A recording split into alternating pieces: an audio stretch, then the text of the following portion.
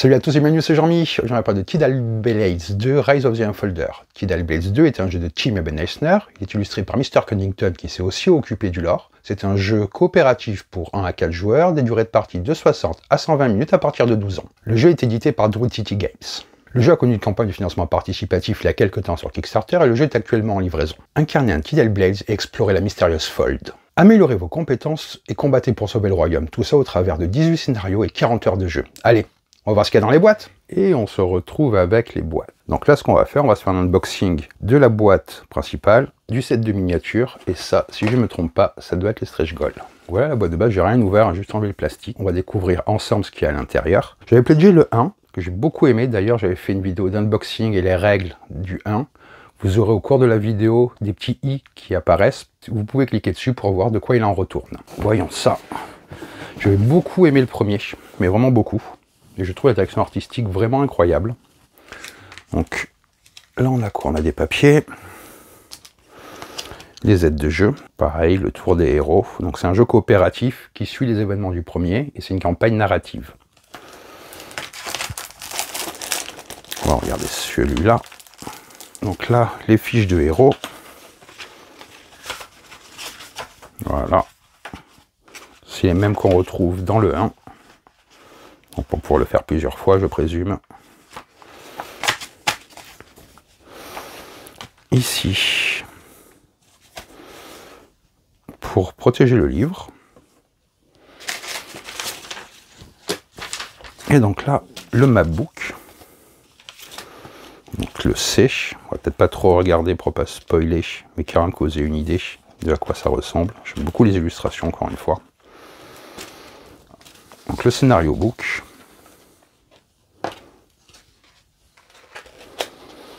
Donc tout a l'air extrêmement détaillé, clair. C'est le même genre de mise en page qu'on avait avec le premier. Donc ça c'est agréable de retrouver cet univers-là. Regarde, ouais, c'est quand même, je crois qu'il y a 18 scénarios. Mais c'est assez épais. Il y a l'air d'avoir des embranchements différents, ce genre de choses, on va pas trop regarder. Donc c'est bien protégé déjà. Donc le jeu a mis du temps à arriver, mais finalement il est là. Mais le retard c'est pas bien grave tant que la qualité est au rendez-vous. Ça, c'est vraiment très sympa.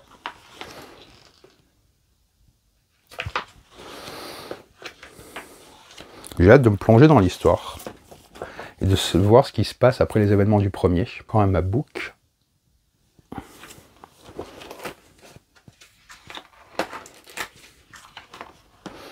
Le A, on va le faire un petit peu plus. Au moins, il y a moins, on va moins loin dans l'histoire, j'imagine. Donc si vous avez joué au premier, n'hésitez pas à me dire ce que vous en avez pensé. Et est-ce que le 2 vous fait envie? Là, je regrette juste de ne pas avoir pris le jeu de rôle, j'aurais dû le prendre finalement. Donc là, on a le livret de règles. Qui a l'air tout de même qui fait bien ses 30 pages. Tout le matériel. Les mises en place. Comment pour les joueurs. Différents tours. Non, ça a l'air bien détaillé. Et ça parle des différents scénarios, ainsi que du background, j'imagine. Donc là, on a ces planches de punch qu'on va regarder ensemble. Donc là, comme je vous disais, je vais les mettre à l'endroit, ça sera mieux pour vous. Les planches de punch. Pour les ennemis. Différents tableaux. Donc ce qu'on va voir dans la boîte de figurines, c'est les standees et ces éléments-là, en version deluxe, qui étaient en plus lors de la campagne. C'est une boîte que j'ai une taille plus normale, plus facile à sortir que le 1. Et donc là, tout pour ranger, donc c'est déjà pas mal. Donc les dés qui sont au cœur du système, hein, qui sont vraiment de bonne qualité. Un premier sac, un deuxième. Là, ça, on va pas l'ouvrir, c'est une enveloppe mystère, c'est toujours sympa. Encore une enveloppe. On va quand même garder des surprises pour ceux qui voudraient les découvrir. Moi, je sais que je les ouvrirai directement tout à l'heure. Donc là, tous les différents tokens. On peut les regarder, parce qu'ils ont l'air d'être gravés. Donc en effet, il y a des petits marqueurs dessus. C'est très sympa. Sur ceux-là aussi, il doit y avoir des choses. Voilà, donc ils ont tous un cœur ou un autre symbole. C'est pour les joueurs, je présume. Car j'avoue que j'ai pris le jeu sans trop regarder les règles, car je vais vraiment aimer l'univers du premier. Encore un dé. Donc ce sont les mêmes, hein, de couleurs différentes. Donc ça, les bases pour les standees. Tout le matériel est de très bonne qualité. Ça sent la robustesse et la solidité. Donc, de nouveau des dés. Donc, les différentes couleurs. Comme ça, vous voyez. Encore des tokens. Donc là, c'est creusé double layer. C'est toujours pratique. Ici, ça doit être pour les personnages. Vous voyez, on va pouvoir, ici, c'est creusé tout là. C'est vraiment du bon carton. Au fond, là, ça va être pour ranger, j'imagine, après. Et donc là, on a tous les paquets de cartes. On va regarder tout ça. Donc là, on va faire le tour des cartes. Il y a des cartes spam. Vous voyez, dos, ça doit être les différents decks de perso. Plus devant à quoi ça ressemble, que vous ayez une idée. D'accord. Chaque fois, il y a des compétences, les dommages. Chaque fois, il y a un perso différent et une voix différente. Moi, j'aime bien le crocodile, il me fait penser à un personnage de Dragon Quest, de Fly. Ça, c'est le personnage de l'extension du 1. Ça, c'est un nouveau perso. Il me dit rien comme ça. Il y a des aides de jeu. Donc on va regarder les autres. Hein. Donc là, l'autre paquet qu'on a, c'est beaucoup de texte. Donc pas besoin de tout regarder, mais que vous ayez une idée. Une carte rencontre. Et le dos est comme ça. Donne vraiment envie de se plonger dedans, encore une fois. Ça me fait beaucoup de jeux narratifs à faire, j'espère trouver le temps. Et au moins vous faire les vidéos règles dessus. Là donc, un autre paquet de cartes. Les cartes sont vraiment de bonne qualité, encore une fois. Hein. Il y a beaucoup d'informations. Le jeu a l'air vraiment narratif. Il a l'air d'avoir une histoire qui se continue de différents embranchements. Il y a différents ennemis. On peut également améliorer ses personnages. Tout ce qui me séduit en ce moment et depuis un petit moment. Si quelqu'un sépare du jeu de rôle, qu'il n'hésite pas à me le dire. Hein, je regrette de ne pas l'avoir pris. Au moins les dés. Voilà. Donc on va continuer avec ces cartes-là, qui sont encore des cartes d'info, j'imagine. On retrouve sur celle-là un personnage. Ils ont tous l'air d'avoir une manière de se jouer différente, ce qui est toujours agréable dans ce genre de jeu. Et on a encore un bon paquet. Des blessures, forcément, il va y avoir du combat.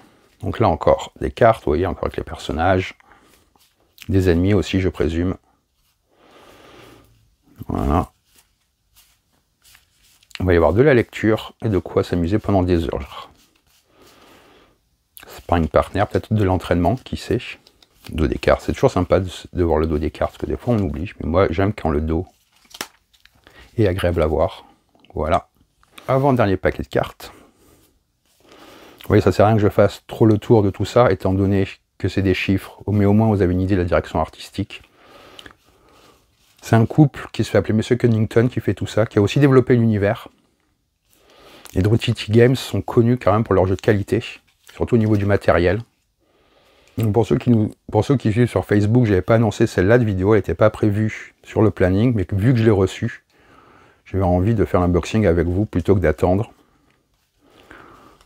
J'espère que ça vous intéresse, que c'est un jeu qui vous plaît, qui vous parle. Moi, c'est vraiment le premier, c'est un de mes jeux préférés de ces dernières années.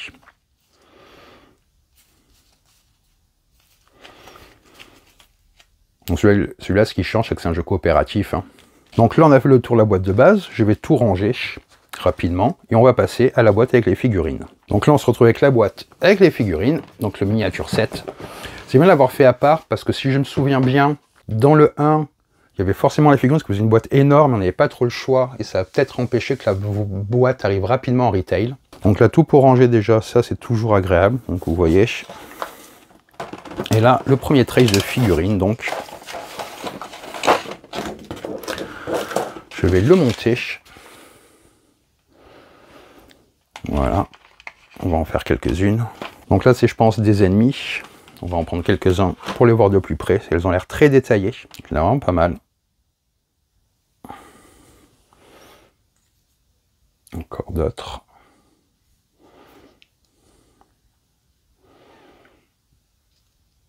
Très détaillé, de bonne qualité. Donc là, il y en a beaucoup, ce sont les mêmes. Hein. Et comme ça, vous avez une idée du nombre, à quoi ça ressemble, de la qualité. On va regarder le deuxième trace qui doit être plus varié. Voilà, il y a les grosses figurines et le reste. Ici, on a des bases qui sont transparentes, translucides, on va dire. Elles sont souples, ça c'est très très agréable. Donc là, les bases, comme je vous disais, vous voyez, elles sont souples. Un peu pailletées. Ça change, original. Il y a de plusieurs tailles. Ici, on se retrouve avec les différents éléments, les ressources qu'il y a en carton dans la boîte de base. Et donc là, des figurines plus grosses, plus imposantes. Celle-là, par exemple, elle peut vraiment pas mal.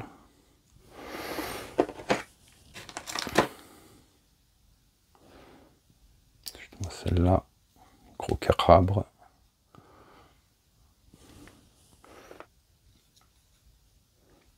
Lui, il est vraiment très sympa. Encore d'autres, vous voyez.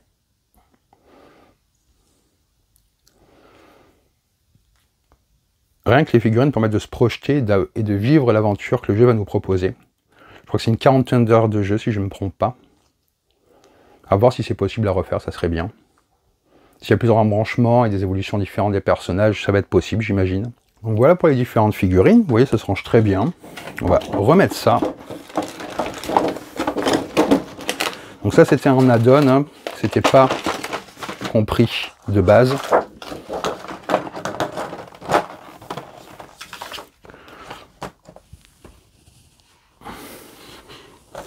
Vous voyez, si vous demandez devant et derrière pour le rangement des différentes figurines. Et on va finir par cette enveloppe. On va finir avec ça qui est, d'après moi, les stretch goals de la campagne.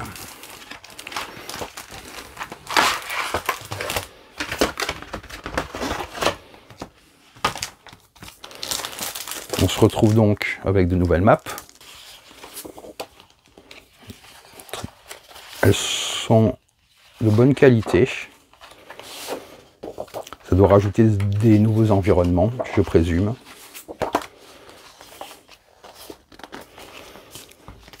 Ici, qu'est-ce qui c'est donc exclusif scénario book, en effet, ça doit être, voilà, c'est des ils avaient débloqué ça en stretch goal, des scénarios supplémentaires, donc avec tout le matériel pour jouer ces scénarios qui étaient en plus, pour encore approfondir l'univers, je présume. Les nouvelles cartes, ainsi que de nouveaux standees que je vais vous montrer.